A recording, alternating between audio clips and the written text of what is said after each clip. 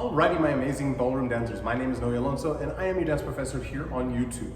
Now, today we are going to be going over our second step in our waltz, and as well as we're going to be going over one of the most important things that we can have is our footwork. So, I went from posture, now we're heading to footwork. Apart from that, let's get to the dancing some waltz. Okie dokie, guys. Today we're going to be talking about footwork and as well as our second step in our basic waltz, our 101 waltz. We have a couple of different foot actions we can be taking. So what I usually find is very helpful is rolling through my feet right before we get into any type of smooth dancing.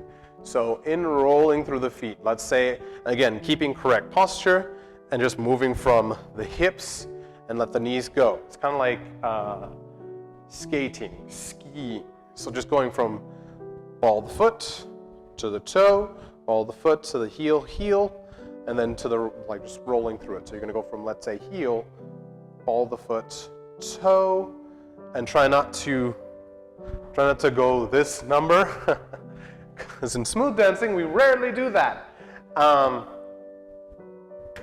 What can I say?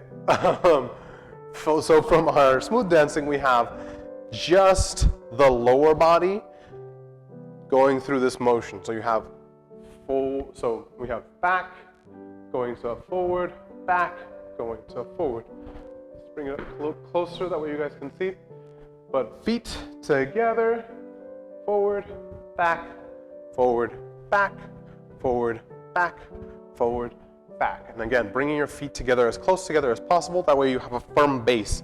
Feel that pressure coming towards your inside of your legs, connecting your thigh, knees, calves, unless you have very large calves, and your heels and toes. Having said that, we have our second pattern. Our second pattern is our progressive basic. Now, progressive basic, all I'm going to do is take the box that we had before. So let's review that real quick. We have, let's say for our leader, we have forward, side, together change weight, back, side, together change weight. Now, with that, we have two halves of a box, yes? Now all I'm going to do is take that first half of the box and extend it just one more. So we have forward, side, together change weight, and again, forward, side, together change weight. See how that got me a little bit further through the floor, yeah? Because all I'm doing is really placing two walking steps plus the two sets of sides. So we have, starting off the left foot for the leader again, we have 1, 2, 3, 2, 3. Okay?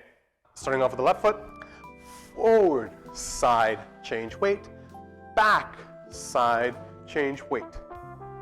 Now for us as the follow.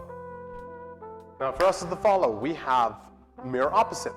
We have back, side, together, change, left foot free, back, side, together, change, and then just repeat, right, left, right, left, right, left. Right foot is free at the end. This is 2 sets. So a progressive basic would be the same amount of time as a normal basic box.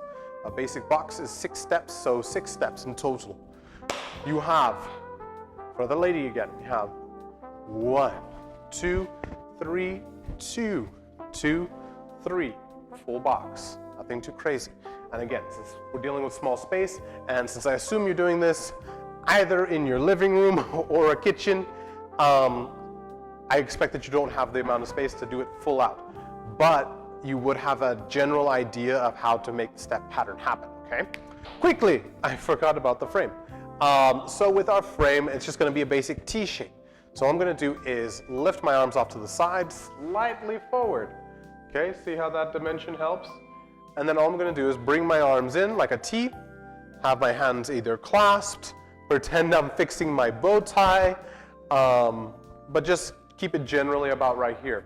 Normally what I like to do is point towards me, and then that lets me know, okay, my elbows are up, and I'm able to use a makeshift frame, okay? So from here, we're gonna be using this for the rest of our as a practice hold, okay?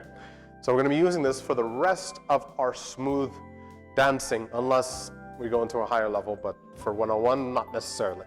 So for our practice hold, we're gonna have this, and all you're gonna need to do is raise up for a follow or left side for a lead. And then remember, you're gonna open up just slightly. So when you go from here to follow, here to lead.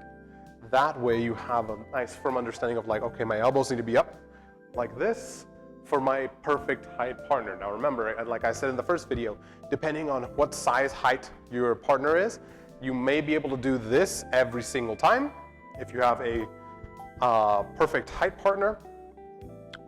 Or let's say if your partner is a little bit shorter, it's a little bit more relaxed, but the elbows are still held up the same way. It's just at a slightly different level, okay? And if it's a lot lower, it'll be a little bit more casual, but you need to have a sense of frame.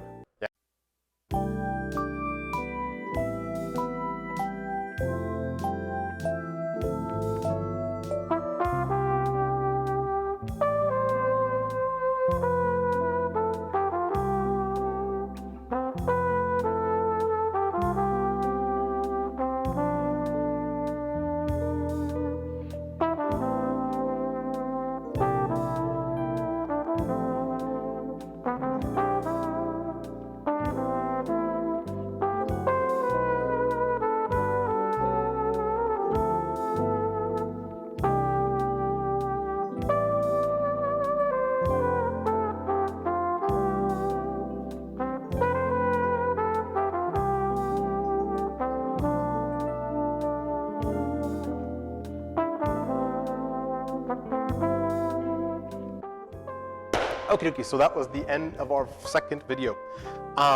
Today we went over just the basics and fundamentals of rolling through your feet in order to create those changes. Next video we're going to be going over the essential footwork that you need to be doing. I know that we had rolling through your feet and keeping that in mind, but what a lot of people tend to focus on is the super technical aspect of ballroom, and sometimes just doing it naturally helps you get to it, or as soon as you understand what the correct footwork is or textbook footwork is, then you can modify whatever you're doing incorrectly from there.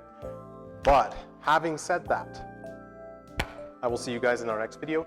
If you haven't done so already, please like, share, and subscribe, and hope to see you guys on a ballroom floor.